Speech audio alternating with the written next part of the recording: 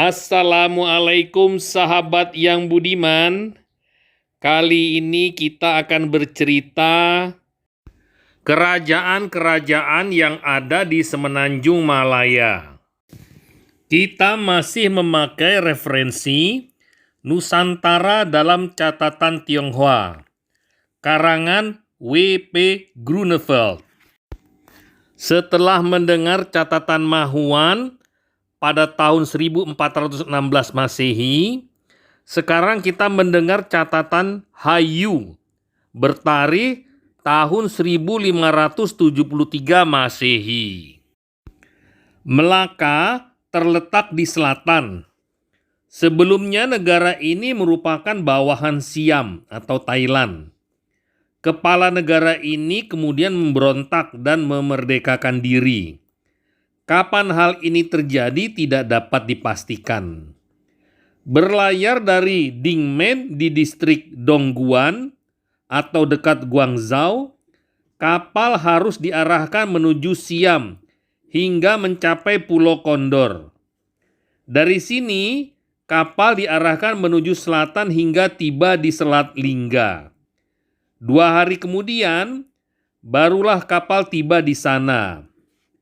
Di tempat ini, orang-orang barbar berdatangan dan bisa disebut sebagai pusat kegiatan wilayah. Raja tinggal di sebuah rumah yang bagian terasnya ditutupi dengan ubin. Ini adalah rumah seorang kasim dari Zheng He atau Panglima Cheng Ho yang datang pada tarikh Yongle yang berkuasa dari tahun 1403 Masehi sampai 1424 Masehi. Posisi bangunan lainnya mirip dengan aula kekaisaran dan dihiasi dengan kertas timah. Ketika seorang utusan asing tiba di sana pada saat perdagangan antara negara-negara lain sedang berlangsung, raja mengerahkan prajurit dalam jumlah besar untuk mencegah terjadinya hal-hal yang tidak diinginkan. Penduduk tinggal di rumah-rumah yang terbuat dari lumpur. Para pejabat tinggi disebut kulang kaya atau orang kaya, dan orang yang kaya disebut nakhoda. Orang semacam ini sangat banyak jumlahnya dan terus bertambah. Seorang nakhoda memiliki ribuan takar lada, gading, cula badak, kain kaliko atau katun dari barat, mutiara, kulit kerang, dan berbagai jenis dupa. Seluruh barang ini disimpan di sejumlah rumahnya. Jumlah barang ini tidak terhitung banyaknya. Bukan kebiasaan mereka untuk memuja makhluk halus. Mereka bangun ketika ayam jantan berkokok dan memalingkan wajahnya ke arah langit sambil mengucapkan nama Allah. Allah adalah sebutan penguasa alam semesta. Mereka menulis menggunakan aksara India dan menggunakan timah putih sebagai mata uang. 3 kati timah sama dengan 1 mace perak.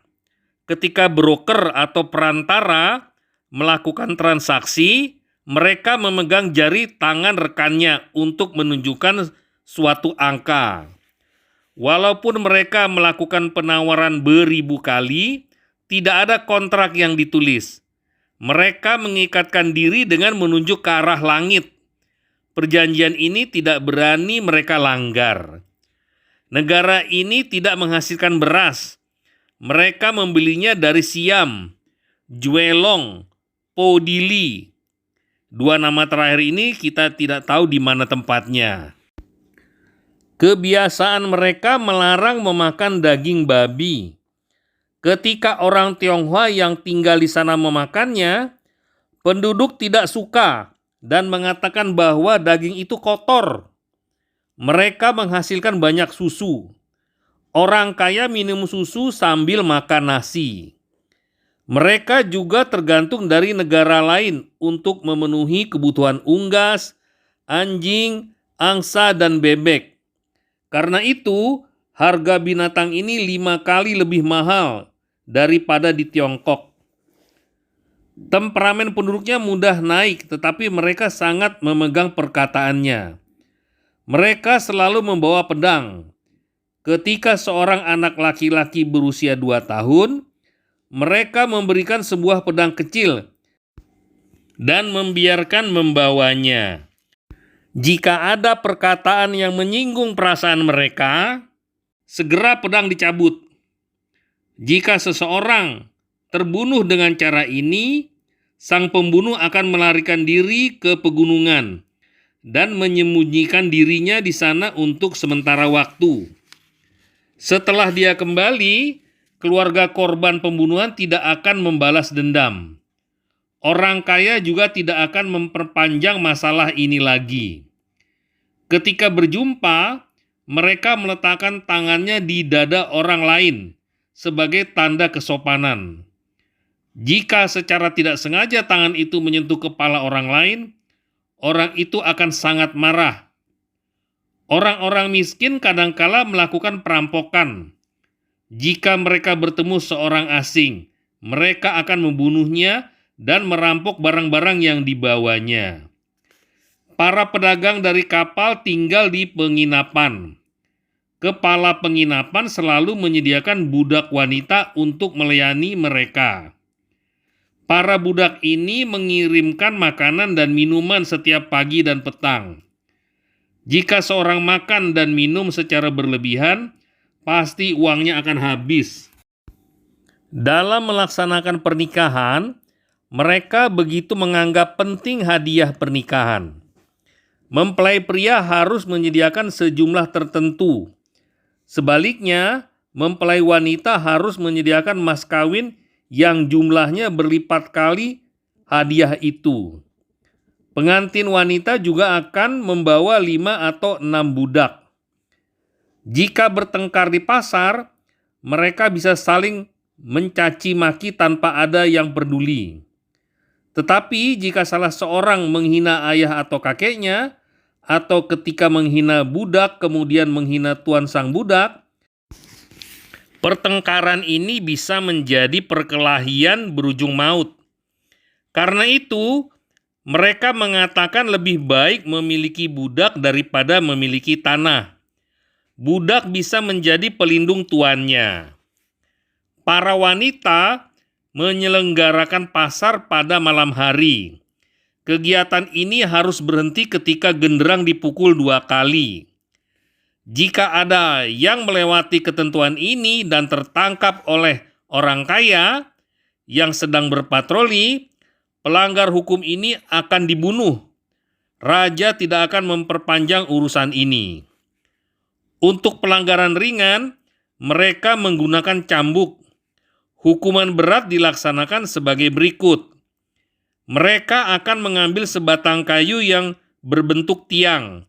Salah satu ujungnya akan ditajamkan dan ujung lainnya akan ditancapkan di tanah sedalam sekitar 60 cm. Ujung yang tajam ini kemudian ditancapkan ke anus penjahat. Selama beberapa saat sang penjahat akan berteriak kesakitan. Tidak lama kemudian, tiang ini akan menembus tubuhnya dan dia pun mati. Orang miskin akan meletakkan jenazah di atas onggokan kayu dan membakarnya. Orang kaya akan mengisi peti mati dengan kapur barus dan kemudian juga membakarnya. Keesokan paginya, tulang-tulang akan menjadi abu.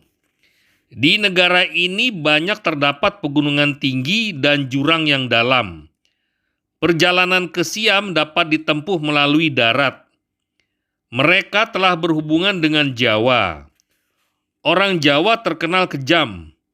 Jika mereka mempekerjakan orang Jawa, 8 atau 9 dari 10 orang Jawa akan membunuh atau melukai tuannya.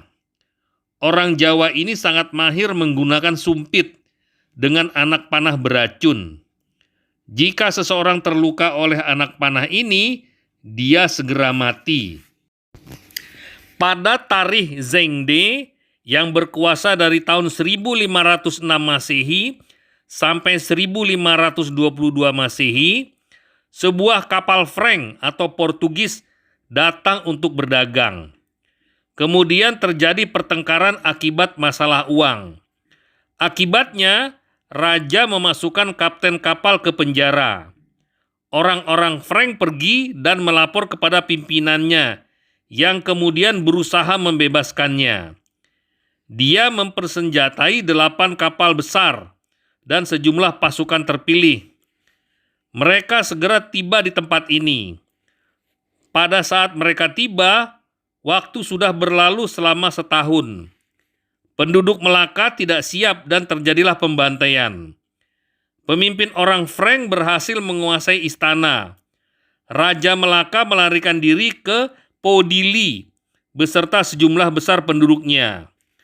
Orang Frank berupaya menjual negara ini kepada Siam, tetapi Siam menolak. Selanjutnya mereka mengumpulkan prajurit, mengisi kapal mereka dan pergi. Raja Melaka kemudian kembali ke Melaka. Sampai di sini dulu sahabat. Kita akan lanjutkan catatan dinasti Ming tentang Malaka.